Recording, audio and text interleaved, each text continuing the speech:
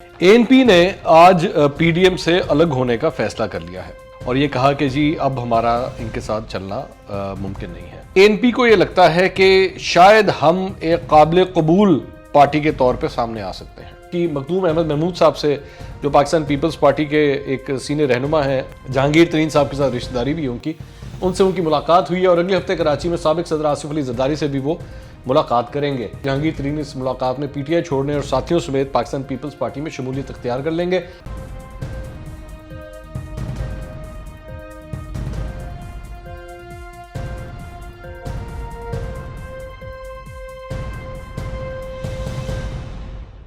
अस्सलाम वालेकुम नाज़रीन, मैं हूं मंसूर अली खान। अपने YouTube चैनल के ऊपर आपको खुशामदीद कहूँगा। सबसे पहले आपसे दरख्वास्त के चैनल को सब्सक्राइब करना मत भूलिएगा और बेल आइकन ज़रूर प्रेस कीजिएगा।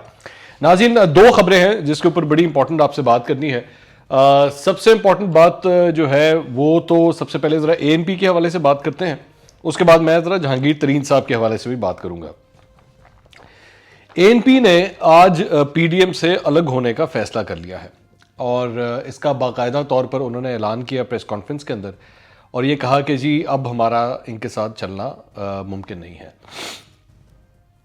एक बात ज़हन में रखिएगा कि ये सिलसिला कोई नया नहीं है, बड़ी देर से चल रहा था। पीडीएम और एएनपी के दरमियान आपस में राहें जो है वो जुदा होना शुरू हो चुकी हुई थी, एतराज़ात थे, लेकिन थोड़ा सा अगर ज़रा टाइमलाइन को आप स्टडी करें तो आपको काफ़ी हद तक आइडिया होगा कि बेसिकली ये हुआ क्या है।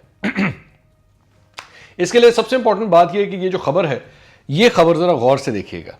ये सितंबर 24, 2020 की खबर है। अब इसका मतलब है ये तब की बात है जब पीडीएम बिल्कुल अभी स्टार्ट हो रही थी, ये तब की बात है। तो इस मौके के ऊपर जो एएनपी के लीडर हैं, जो इनके सूबाई सदर हैं एमल वली खान साहब, इन्होंने मौलाना फजल रहमान के खिलाफ जो है वो बयान दिया था और उसके बाद ये सिलसिला फिर आगे पीडीएम के अंदर इकट्ठे रहे, ये इकट्ठे चलते भी रहे, लेकिन ये फ्रिक्शन आपस में मौजूद थी। अच्छा, थोड़ा सा इसके लिए ना आपको जरा लोकल डायनामिक्स, लोकल जो पॉलिटिक्स है उसकी डायनामिक्स को अंडरस्टैंड करने की ज़रूरत है। केपी के अंदर इस वक्त 3 बड़ी जमातें हैं जिनका स्टेक वहाँ पे मौजूद है। ट्रेडिशनली भी वही रहे हैं। इस वक्त ज़ाहिर बात है पाकिस्तान तहरीक-ए-इंसाफ की हुकूमत है, वहाँ पे मेजॉरिटी पार्टी वही है इस वक्त वहाँ पे। उनके साथ साथ JUIF और एएनपी, ये दोनों एक बहुत बड़ी स्टेक होल्डर्स हैं।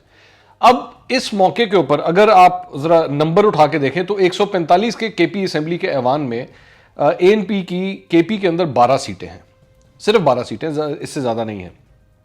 इससे पहले 2013 में इनकी 5 सीटें थीं, लेकिन 2008 में इनकी 48 सीटें थीं। तो 48 सीटों वाली जो एएनपी है वो अब करते करते मतलब तकरीबन कोई आप समझ ले 12 साल के बाद आज सिर्फ 12 सीटों के साथ इस असेंबली के अंदर बैठी हुई है। अब मौजूदा दौर में जो कुछ भी हो रहा है इस वक्त, मिसाल के तौर पे पाकिस्तान तहरीक-ए-इंसाफ के जो पॉपुलैरिटी ग्राफ गिर रहा है, 2 दफ़ा वो ऑलरेडी हुकूमत में आ चुके हैं, मतलब रेपिटेशन हुई है केपी के अंदर। उसके बाद एएनपी को ये लगता है कि शायद हम एक काबिल कबूल पार्टी के तौर पे सामने आ सकते हैं, जिसकी वजह से मेरा तज्जिया, ये खबर नहीं है, मेरा ख्याल में जिसकी वजह से वो अपने आप को एक्सेप्टेबल बनवाना चाह रहे हैं इस वक्त। क्योंकि अगर आप चॉइसेस उठा के देखें तो मौलाना फजल रहमान, JUIF मुख्तदर हलकों के इतना खिलाफ आके खड़े हो चुके हैं कि उनके साथ किसी किस्म की निगोसिएशन हो नहीं सकती। अब जो सिलसिला पहुंच चुका है उसके अंदर एएनपी को अपने लिए एक ओपनिंग नजर आती है कि शायद हम इस सिलसिले में एक्सेप्टेबल, अगर पाकिस्तान तहरीक-ए-इंसाफ नहीं तो फिर शायद हम इसके लिए एक्सेप्टेबल हो सकते हैं, जिसकी वजह से इस वक्त वो पाकिस्तान पीपल्स पार्टी की सोच के तहत जो है वो इस किस्म की पोजीशनिंग ले रही है। अच्छा, ये सिलसिला, ये जो अपनी एक ट्रेडिशनल माइंडसेट जो एएनपी का रहा है इससे पहले, इसमें अगर थोड़ा सा अगर माजी उठा के देखें तो 2019 में अब्दुल लतीफ़ आफरीदी साहब, लतीफ़ लाला जिन्हें कहते हैं, उनको शोकॉज नोटिस भेजा गया पार्टी से, उनको फारिग करने के लिए काम शुरू किया गया। अफरासियाब खटक साहब के साथ भी यही किया गया, बुशरा गौहर साहिबा के साथ ये किया गया। तो ये सिलसिला बड़ी देर से स्टार्ट हो चुका है कि वो लोग जो इस्टेब्लिशमेंट के हवाले से बहुत ज़्यादा वोकल रहे हैं उनको पार्टी के अंदर जो है वो साइड लाइन किया जाए, और एएनपी ने अपनी पोजीशनिंग जो है वो इस तरह चेंज करना शुरू की। क्योंकि अगर आप इनके नंबर्स उठा के देखें तो आज कौमी असेंबली के अंदर एएनपी की सिर्फ 1 सीट है, दैट्स इट। इससे पहले 2013 के अंदर कौमी असेंबली में उनकी 2 सीटें थी, 2008 में 13 सीटें थी, 2002 میں کوئی سیٹ نہیں تھی, 1997 میں 9 سیٹیں تھیں, 93 میں 3 سیٹیں تھیں, 90 میں 6 سیٹیں تھیں. تو یہ کرتے کرتے کرتے کرتے آج صرف ایک سیٹ پہ آ چکے ہیں. تو سروائیول اور ایکسیپٹیبل. تو جہاں پہ یہ جو باتیں ہو رہی ہیں کہ جی یہاں پر ہمیں ایک تو ہوتا ہے حکمران ایکسیپٹیبل کون ہے, دوسرا ایکسیپٹیبل جو ہوتا ہے وہ اپوزیشن کون سی ایکسیپٹیبل ہے. تو آج پاکستان پیپلز پارٹی, 3 جماعتیں, پاکستان پیپلز پارٹی, ANP اور جماعت اسلامی, یہ تینوں ایک ایکسیپٹیبل اپوزیشن کے طور پہ جو ہے وہ سامنے آ رہی ہے کہ آپشن 2 جو ہے وہ آپ اس پہ ہمیں کنسیڈر کریں. تو یہ ساری صورتحال ہے. اب پی ڈی ایم کا جو فیوچر ہے, کیا اس کے اندر کوئی جان بچے گی؟ پاکستان پیپلز پارٹی کے سائڈ پہ ہونے سے اور ANP کے سائڈ پہ ہونے سے ظاہری بات ہے بہت بڑا دھچکا لگے گا, ایسا نہیں ہے. لیکن ایک بات ذہن میں رکھیے گا کہ کسی بھی جو اپوزیشن کی کوئی اگر تحریک ہے تو اس کے اندر جان ہمیشہ جب بھی پڑی ہے حالیہ پولیٹکس کے اندر وہ پنجاب سے پڑی ہے. چاہے وہ معاملہ آپ ذہن میں رکھیے گا, چاہے وہ عدلیہ تحریک کی بات ہو, پرویز مشرف کے خلاف بھی چلنے کی بات ہو, وہ سارا کچھ ہمیشہ پنجاب سے نکلا ہے.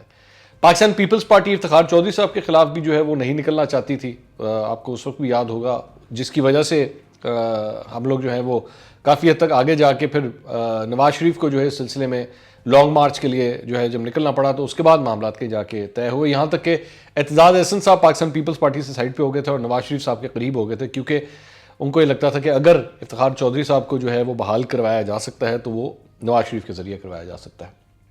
لیکن اس ساری چیزوں کے اندر ایک بات بہت امپورٹنٹ ہے کہ 2 لوگوں کا اب آگے کا لائحہ عمل کیا ہوگا جو فی الحال واقعی اس وقت تھوڑے سے خاموش ہیں, اور وہ ہے مریم نواز اور مولانا فضل الرحمان.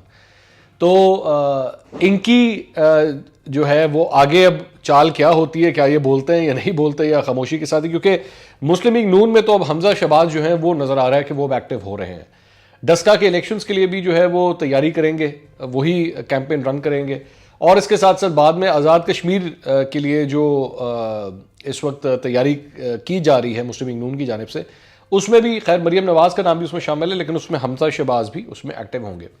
ایک اور جو امپورٹنٹ خبر وہ جہانگیر ترین کے حوالے سے آئی, وہ تھی کہ جی پاکستان پیپلز پارٹی میں کی طرف سے شیلا رضا صاحبہ کی جانب سے یہ ٹویٹ کیا گیا کہ جی ان کی ایک بڑی اہم ملاقات ہوئی ہے, اور اس ملاقات کے حوالے سے کہا گیا ہے کہ جی ان کی مخدوم احمد محمود صاحب سے, جو پاکستان پیپلز پارٹی کے ایک سینئر رہنما ہیں, جنوبی پنجاب سے تعلق رکھتے ہیں, جہانگیر ترین صاحب کے ساتھ رشتہ داری بھی ہے ان سے ان کی ملاقات ہوئی ہے, اور اگلے ہفتے کراچی میں سابق صدر آصف علی زرداری سے بھی وہ ملاقات کریں گے.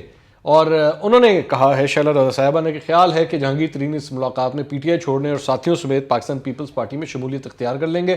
اگر واقعی ایسا ہو گیا تو نہ بزدار رہے گا نہ نیازی ہوگا, یہ کہنا ہے شیلا رضا صاحبہ کا. لیکن جہانگیر ترین صاحب اس بات کو ڈینائی کر رہے ہیں کہ اس قسم کی ایسی کوئی بات ہے.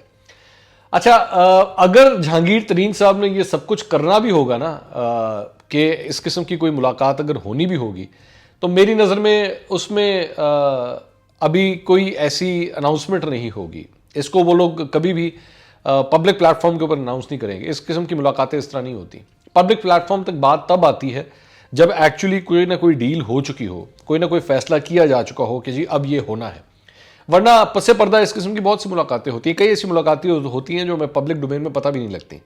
میں جانتا ہوں بہت سی ایسی کئی ملاقاتوں کے بارے میں تو مجھے بھی پتہ ہے, لیکن ظاہری بات ہے کیونکہ وہ پبلکلی اس کو اناؤنس نہیں کیا گیا ہوتا تو وہ نہیں ہوتی. تو میں نہیں سمجھتا کہ شیلا رضا صاحبہ کی یہ جو بات ہے اس کے اندر کوئی دمخم ہے. لیکن ہاں ہو سکتا ہے ان کی مخدوم احمد محمود سے ویسے ان کی ملاقات ہوئی ہو, رشتہ داری ہے, اس میں ڈسکس بھی شاید کیا گیا ہو. لیکن میں نہیں سمجھتا کہ جہانگیر ترین صاحب جو ہے ابھی کم از کم اتنی جلدی یہ فیصلہ کریں گے. اگلے ویلاگ میں دوبارہ آپ سے ملاقات ہوگی. اللہ حافظ.